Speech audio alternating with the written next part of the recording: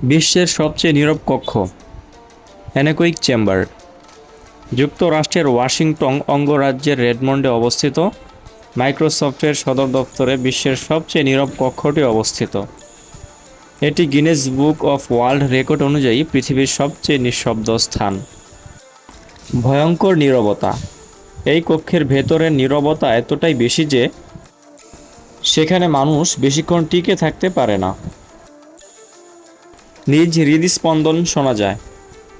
এই কক্ষে প্রবেশ করলে আপনি আপনার নিজের হৃদস্পন্দন, হার্টবিট, ফুসফুসের শব্দ, এমনকি রক্তের প্রবাহের শব্দও স্পষ্ট শুনতে পারবেন। ভারসাম্যহীনতা।